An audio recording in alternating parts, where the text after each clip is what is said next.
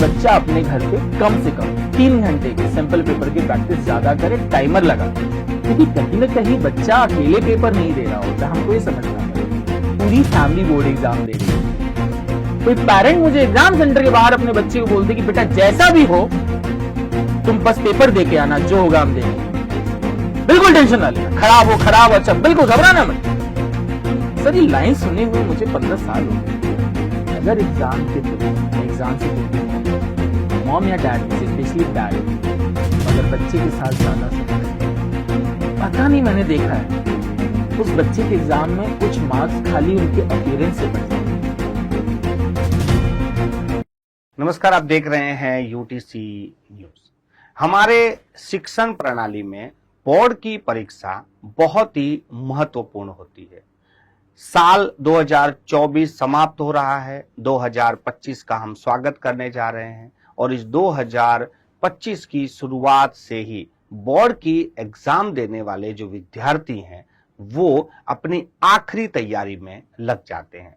हम भी आज उसी की चर्चा करेंगे। बोर्ड परीक्षा और खास करके इस परीक्षा में बच्चे जो स्कोर कवर करते हैं सबसे ज्यादा वो होता है मैथ्स। तो आज हम मैथ्स पे चर्चा करेंगे क्योंकि वो स्कोरिंग सब्जेक्ट है और साथ ही साथ हम बोर्ड की एग्जाम पर जो परीक्षा है उस पर बात करेंगे। हमारे साथ हैं अभिषेक पांडे जी जो शिक्षणविद हैं, उनकी खुद की एक ट्यूशन क्लास चलाते हैं, वैदिक मैथ्स पढ़ाते हैं, तो उन्हीं से आज हम बात करेंगे।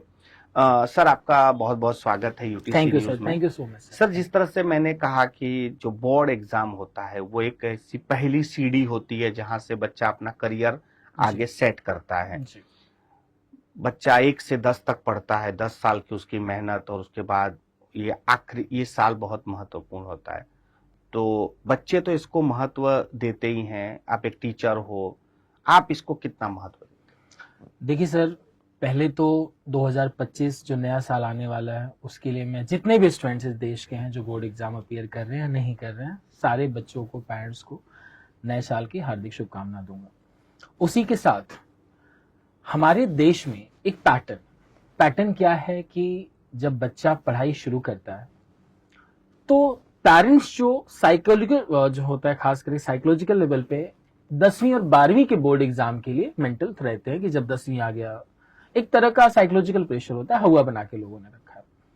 मेरे हिसाब से, क्योंकि ये बहुत अच्छी बात हो रही है तो मैं इंक्लूड कर दूं, अभी कुछ दिन पहले गवर्नमेंट का नोटिफिकेशन आया, ऐसा सुनने में आया कि 5वीं और 8वीं को भी बोर्ड एग्जाम जैसे कुछ बताने की कोशिश की जा रही है। अगर ये होता है तो मुझे लगता है कि ये बहुत बड़ा बदलाव होगा कि जो बच्चे एक सर्टेन एज पे साइकोलॉजिकल प्रॉब्लम बोर्ड एग्जाम का फेस करते हैं, वो अगर छोटे लेवल पे ही सीखना शुरू करेंगे तो शायद 10वीं के एग्जाम में ज्यादा प्रॉब्लम नहीं होगी।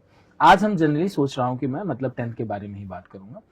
देखिए सर, सीबीएसई के बच्चों के लिए हम आज डिस्कशन कर रहे हैं। मैथ्स का पेपर जो है वो 10th मार्च को है। बोर्ड एग्जाम 15 फरवरी से शुरू हो जाएगा 10th के लिए। बहुत सारे स्कूल में आफ्टर उत्तरायण प्रिपरेशन लीव शुरू हो जाती है। स्कूल में बच्चों को छुट्टी दी जाती है या उनसे बोला जाता है कि अगर आपको डाउट है तो आप आइए, नहीं तो अपने एग्जाम की तैयारी करिए। लास्ट ईयर के कंपैरिजन की जो डेट शीट थी, इस साल का जो डेट शीट है उसमें स्पेशली मैथ्स को 8 से 10 दिन का बहुत अच्छा समय मिला हुआ है। मैं इसको सबसे हेल्दी डेट शीट मानता हूं। कभी कभी क्या होता है, आपने देखा होगा डेट शीट, आज मैथ्स हो गया, 3 दिन बाद साइंस हो गया, मतलब बच्चे काफी परेशान हो जाते हैं। ठीक है, मेंटल स्ट्रेस बहुत ज्यादा होता है। लेकिन इस बार अगर मैं देखूं तो मैथ्स के एग्जाम से पहले शायद हिंदी, अगर मैं सही हूं तो ठीक है, लेकिन इंपॉर्टेंट ये नहीं है कि हिंदी, इंपॉर्टेंट ये है कि बोर्ड का एग्जाम जो उससे मैथ्स से पहले वाला है और मैथ्स का है उसके बीच में 8 से 10 दिन का gap. Being a maths teacher sir, मेरी 14 साल की यात्रा में इतना तो समझ में आया मुझे कि अगर कोई बच्चा बहुत कम प्रिपरेशन किया है तो 8 से 10 दिन भी उस बच्चे के लिए बहुत होते हैं, बहुत अच्छी तैयारी करने के लिए। क्योंकि कुछ ना कुछ तो पूरे साल पढ़ाई है, ऐसा तो है नहीं कि आखिरी में ही सब उसको पढ़ना है, लेकिन 10 दिन बहुत होते। मैथ्स एग्जाम सर क्यों इतना ज्यादा इंपॉर्टेंट है ये हम सब जानते हैं। जब भी हमारा जब मार्कशीट हमारे हाथ में आता है तो हम सबसे पहले मैथ्स का स्कोर देखते हैं।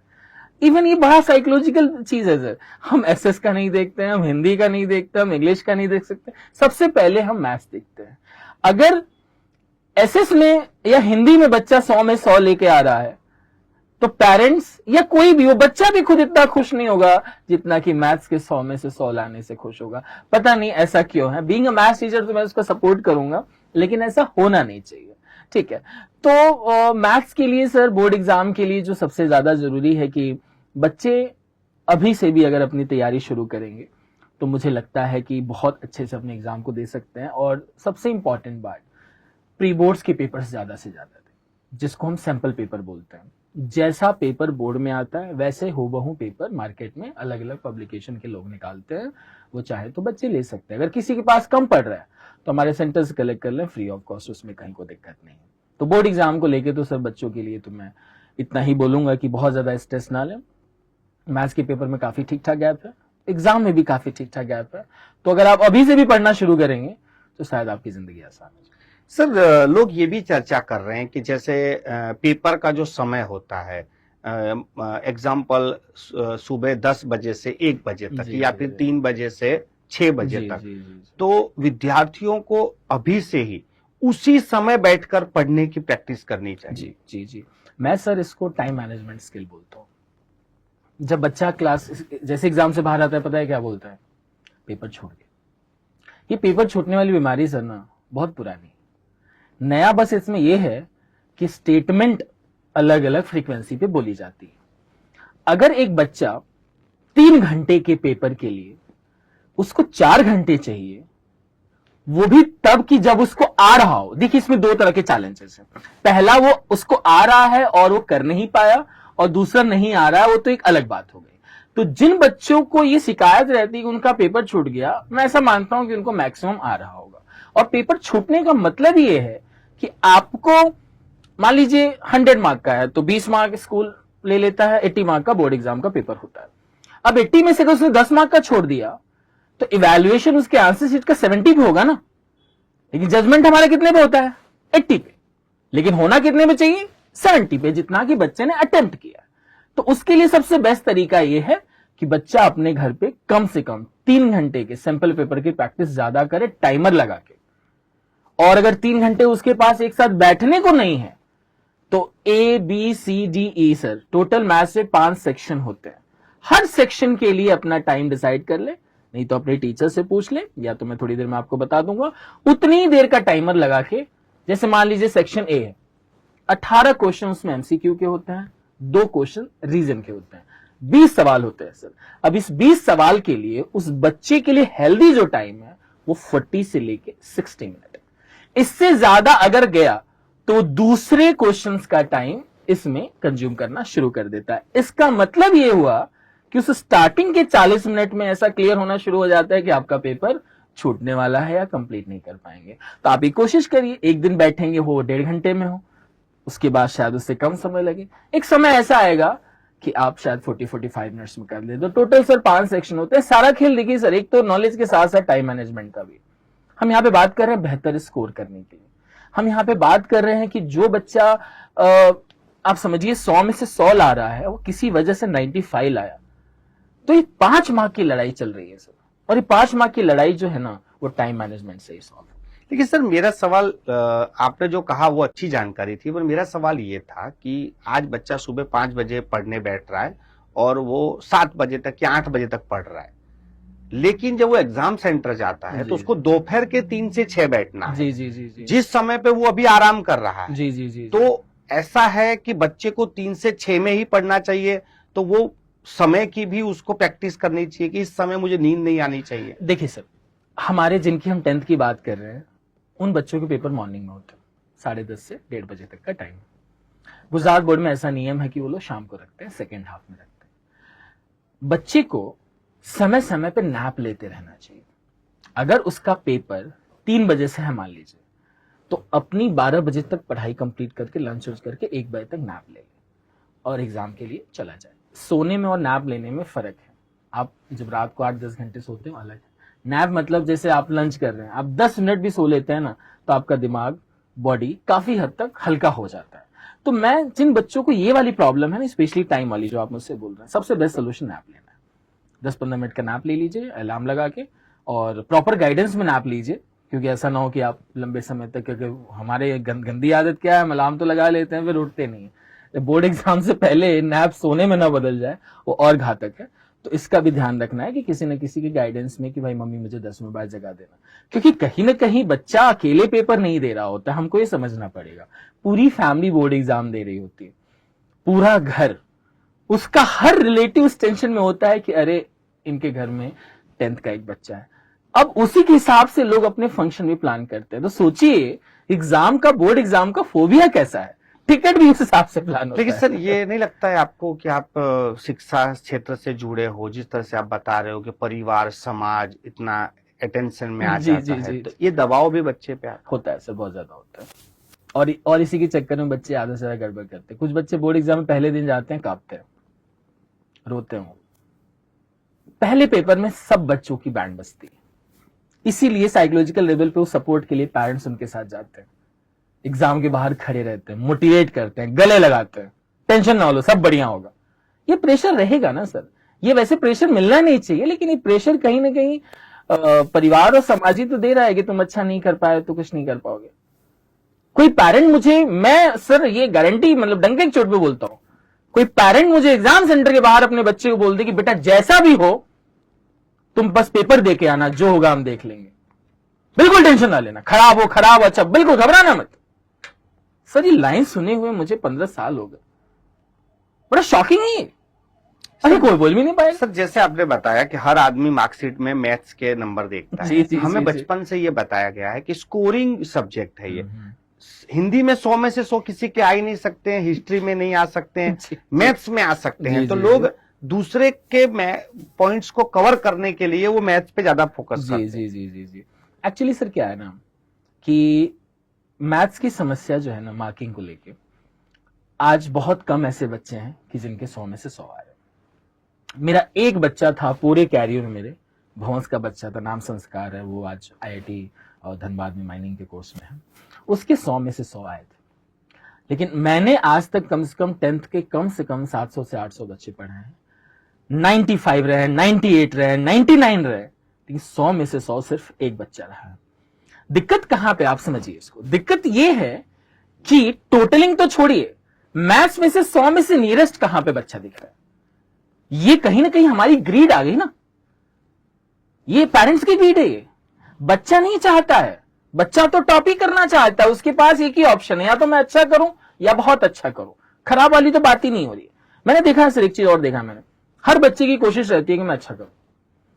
27 लाने वाला 33 की कोशिश करता है, 33 वाला 40 की, 40 लाने वाला 50 की, ग्रेजुअली चलती रहती है। लेकिन मैथ्स जो है उसकी ओवरऑल मार्कशीट की रिस्पेक्ट बचाने में काफी सफल रहता है। इसीलिए मैं बोलता हूं maths is the king of all the subject, इसीलिए मैं बोलता हूं। सर आखिरी सवाल, जैसे आपने कहा था कि CBSE के जो एग्जाम है तो उसकी डेट तो तय हो गई है, जो भी बच्चे या अभिभावक ये देख रहे हैं, क्या संदेश दें? देखिए सर, मैं तो यही बोलूंगा कि बोर्ड एग्जाम के पेपर के हर पेपर में काफी ठीक ठाक गया। जितने भी पेरेंट्स हैं, मॉम या डैड में से किसी एक को बच्चे के साथ ड्यूरिंग एग्जाम छुट्टी लेके रहना चाहिए। ज्यादा छुट्टियां नहीं ले सकते तो कम से कम इंपॉर्टेंट सब्जेक्ट में तो ले सकते हैं, that is maths and science.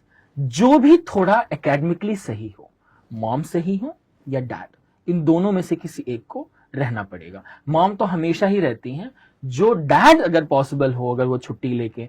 मैं सर एक मेरा और चीज मानना है कि अगर एग्जाम के दिन या एग्जाम से 2 दिन पहले मॉम या डैड में से, स्पेशली डैड, अगर बच्चे के साथ ज्यादा समय रहते हैं ना, पता नहीं, मैंने देखा है उस बच्चे के एग्जाम में कुछ मार्क्स खाली उनके अपीयरेंस से बढ़ जाते हैं।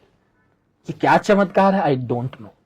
लेकिन मैं हर पेरेंट्स को बोलूंगा कि बोर्ड एग्जाम के ड्यूरेशन में अपने बच्चों के साथ ज्यादा से ज्यादा रहें, समय नहीं है तो कम से कम मेन सब्जेक्ट में बीच में तो रहें। और मैं तो एक ही चीज बोलूंगा, प्रेशर मत लीजिए, क्योंकि the end of the day आगे चल के जिस तरह का हमारा देश, जिस तरह की इकोनॉमी होगी, आपके स्किल पे भी बात की जाएगी। ऐसा हो सकता है कि शायद आपकी मार्कशीट को साइड में रख के बात किया जाए। ये मैं बच्चों आपके लिए बोल रहा हूं कि आप हो सकता है कि अब ठीक है मार्कशीट जो भी किए हो तुम, हम बात करते हैं तुम्हारे स्किल के बारे में, तुम्हारे टैलेंट के बारे में, और वो दिन बहुत दूर नहीं कि जब ये लाइन आपसे पूछी जाएगी। पहले क्या होता था, मार्कशीट देख के आपका टैलेंट डिसाइड होता था, अब मार्कशीट साइड में रख के आपसे बात की जाएगी। तो ये जब दिन आने ही वाला है तो मुझे लगता है कि फिर आपको किसी बात का स्ट्रेस लेने की जरूरत नहीं है। जिस तरह से हो सके आप अपना बेस्ट दीजिए, बिल्कुल मत घबराइए, काउंसलिंग लीजिए, पेरेंट्स से नहीं ले सकते, अपने किसी रिलेटिव से लीजिए, जो 10th कर चुका है उससे लीजिए, सोसाइटी में किसी को जानते हैं उससे लीजिए, काउंसलर हायर करिए, नहीं तो मुझसे बात करिए, कहीं कोई दिक्कत नहीं है, लेकिन बिल्कुल स्ट्रेस मत लीजिए। और पेरेंट्स को तो मैं रिक्वेस्ट करूंगा कि प्लीज आप लोग बच्चों के साथ ड्यूरिंग एग्जाम तो रहें सर, बस यही मेरा सबको मैसेज है। बहुत बहुत धन्यवाद हमसे चर्चा करने के Thank लिए। you, sir. ये थे अभिषेक पांडे जी, जो शिक्षणविद हैं, खुद की ट्यूशन क्लास चलाते हैं, 10th के बच्चों को तैयार करते हैं, और आज उनके जो अनुभव हैं वो हमसे शेयर कर रहे थे। साथ ही साथ जो एग्जाम की जो तैयारी कैसे करें उसके बारे में भी उन्होंने सुंदर जानकारी दी है। आपके भी बच्चे यदि 10th और 12th की तैयारी कर रहे हैं, वो भी एग्जाम देने जा रहे हैं, और इससे जुड़ी कोई भी जानकारी यदि आप चाहते हैं, आप अभिषेक सर से बात करना चाहते हैं, तो नीचे कमेंट बॉक्स में आपका नंबर आप ड्रॉप कर सकते हैं। अभिषेक सर आपसे जरूर से संपर्क करेंगे। Thank you sir, thank you sir.